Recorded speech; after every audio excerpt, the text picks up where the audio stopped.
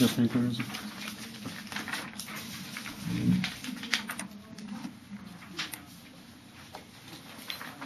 Is everyone ready?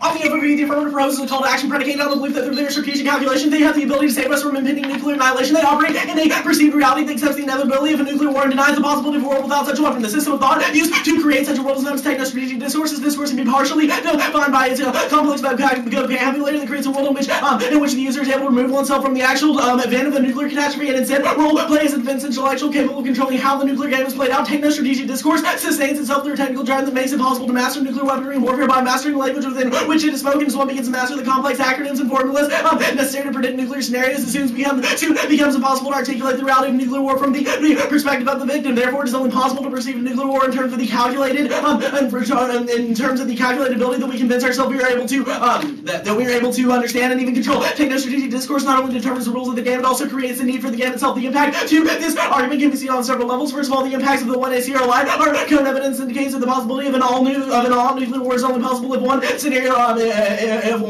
builds within the system of techno-strategic discourse. This means that their impacts are alive, but also that they are responsible for creating a world in which these things are possible, functionally acting as a complete case turn to the affirmative. We will also win that elevating ourselves to a position of the master of an uncontrollable power destroys our ability to act as ethical agents, leading them to give them the ability to create a world in which a nuclear holocaust becomes imaginable. Vote negative in order to reject the system of thought and action, render the discourse impotent and obsolete. And on their first argument, they say that the consequentialism is good, that we must evaluate consequences now, but our argument is that the consequentialism is bad. It's just we say that your methodology for determining what consequences are is bad because we say that it's a lie. You said our Conan 87 is the first piece of evidence we didn't want to see that says their consequences that they come off are based off of a lie created in the system of techno-strategic discourse that creates the threat of that creates the use of nuclear weapons and their use and the destruction of the earth is inevitable, and that we just have to do certain things that stop that. Our Conan evidence indicates that is a lie, and that is only that language is used to prop up and justify the use of nuclear weapons. And techno-strategic discourse creates a system of thought that makes impossible scenarios of devastation and destruction possible within a language of strict calculation and control. Once we're trapped within this mode of thinking, it is impossible to escape because the reality created within the confines of this language cannot sustain itself without its own rhetoric. Conan 87. Within a few weeks, one of the remarkably common noticeables I learned to speak my perspective change. I no longer set outside the pivotal wall of techno-strategic language. Once inside, I can no longer see it. I had only learned to speak language when I started thinking. I began to believe 6 impossible things before breakfast, not because I consciously believed, for instance, that a surgically clean caliber strike was really impossible, but because some elaborate piece of doctrinal reasoning I used was already predicated on the possibility of those strikes, as well as on a host of other impossible things. My grasp on what I knew as a reality seemed to slip after a day or two. I would suddenly stop a step back against what I was involved with. The military justifications for not using nuclear weapons as though the moral ones were not enough. What I was actually talking about was the mass incineration of nuclear attack was no longer in my head. Even though 1AC, they paint their impact to the patriarchy advantage as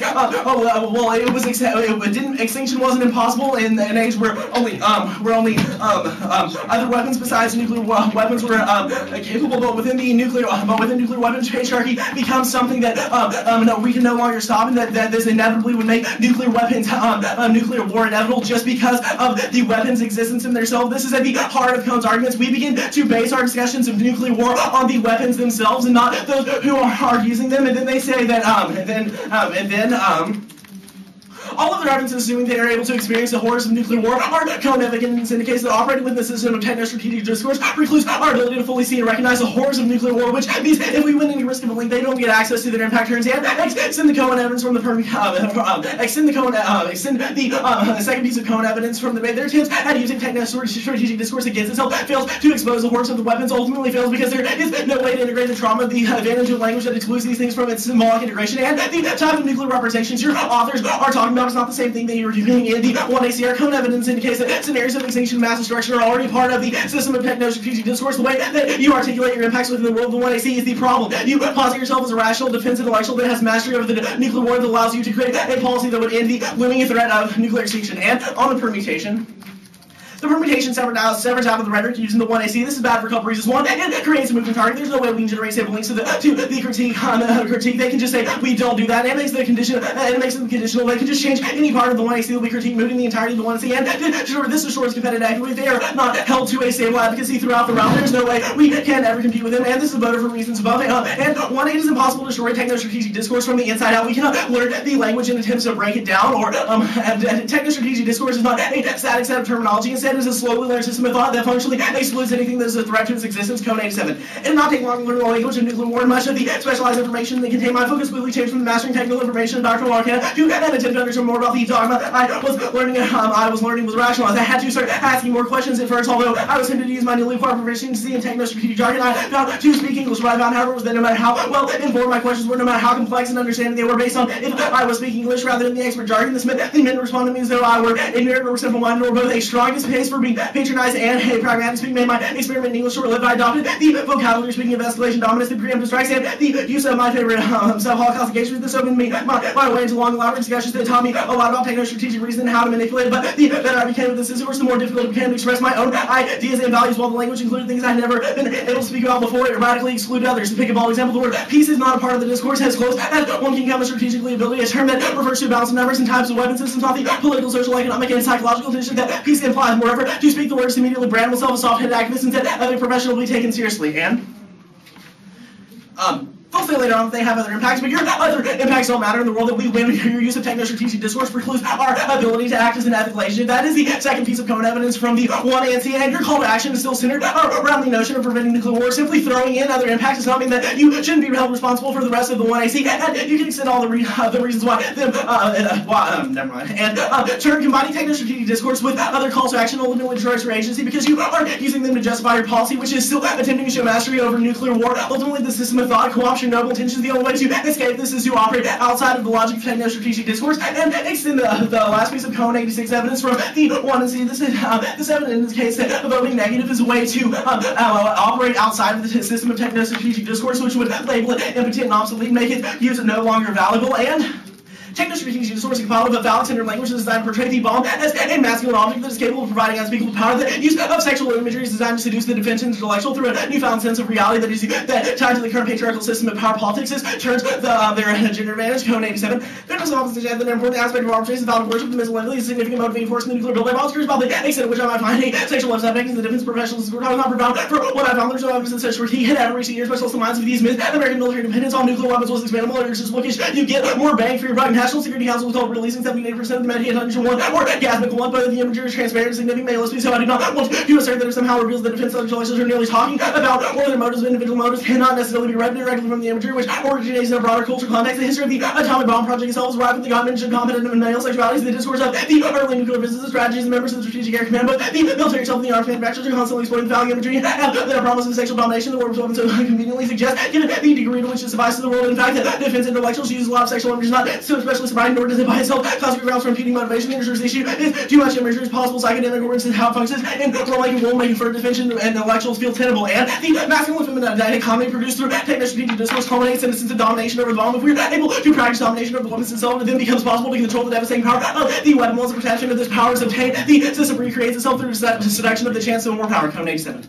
What is all this power impact is the assertion of intimacy, no premise, law of affection, domination, the literal and pleasure padding, the soul of proximity, of all the foul power, the possibility of vicariously property, and at its own level, padding, not only sexual intimacy is also crazy. Hell, one of the babies, almost children, the creation of the past are small, harmful, not terrifying, and destructive, and lethality disappears much of the sexual inner by her was wife, the epic usage by padding the bills, and the imagery can be constructed as a deadly serious display of the connections between masculine sexuality and the arms race, but at the same time, it can also be heard of the minimizing the serious and military endeavors of denying the deadly consequences, and extend the second piece of code 87 evidence from the 2AC. This indicates that the point at which we center our discussion of nuclear weapons around the bombs themselves, and when they buy into the system of techno-strategic discourse, it necessarily precludes their ability to act as ethical or solve for their advantages, such as genocide that they articulate in the 1AC, because we cannot act ethical because we lose sight of the ability to experience what it means to be a victim. Instead, we base our thoughts and our policy actions around the bomb instead of the person. Is your argument really that we think racism's okay, we just read it in the 1AC as an appeal to the judge to vote for us? I mean, we're not saying that you think necessarily that racism's okay. Yeah, that would be pretty offensive. That's what you say, though. That's what your second argument on when you say we'll say we have other impacts. You I read don't- that card, and that's exactly what that card says. Which card did I read? I don't know the side of it. The tags combining calls to arm, calls to action. Our argument agency. that doesn't necessarily mean we're saying you think racism is okay. It's What's just it saying saying? you're using those type of like techno-strategic discourse uses that type of rhetoric to justify its existence. Like saying, "Oh, we're also doing this to prevent Right. racism" is So a you're way arguing. to. Okay. How do movements get started? I- Threats start movements, right? Threats. I mean, yeah. How does a movement start? There's got to be like a reason. I don't see the relevance in that question. You should. Dude, you have like 3 movements going on. You got 3 Ks. You don't know how a movement starts? I don't. Obviously there's some sort of criticism in which the people feel the status quo or something. Right, and they feel the is status quo is adequate, wrong. and they feel that they They're start threatened by the status moving quo. against the status. It Right. doesn't say. Like, guys with your guns- guys with essentialization guns is always don't some make a sort threat of threat. anymore. They can just question the way in Right. which the status quo operates. Wait, It what? doesn't- What about my essentialization? Your essentialization that's always there's no some threat that has been exacted on them or anything like Yeah. that. They just I mean, believe that the way in your, which the your status quo critiques, operates. your critique alternatives are just there's movements in response to threats. You say there's a threat of capitalism in the status quo. We should create that movement. That movement's not coming. The status quo will fail, which is precisely in line with our argument that things like people with guns or bad dictators don't create enough of a threat to drive a movement anymore. You have to escalate it to the next level of things like nuclear imagery. Do you have an answer to that? Yeah. I believe the whole. What is it? Our entire argument is an answer to Right. We say My argument is that movements are impossible without nuclear imagery. Do you read any movements cards? Well, first of all, what's the warrant in your? Well, that. What do you mean? We say that is that you have to take it to the we next say level. the way in because which guys you with create guns don't that, threaten like the anybody. scenarios that you plan in order for us to envision this What nuclear scenario? war. What are wrong. scenario do we plan? Like your patriarchy advantage. Right. But your cards are talking about like U.S. versus Russia nuclear war. I want to know what scenario you think that we're.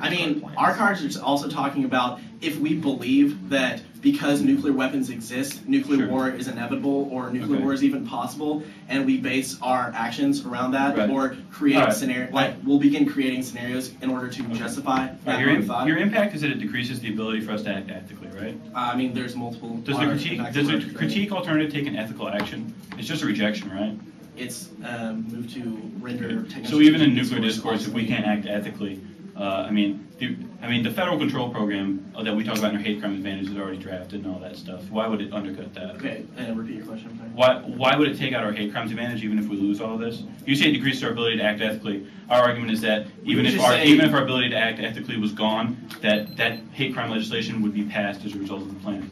Why shouldn't that be evaluated by the judge? We would just say that ours comes before that. I guess is that. Yeah, that's fine.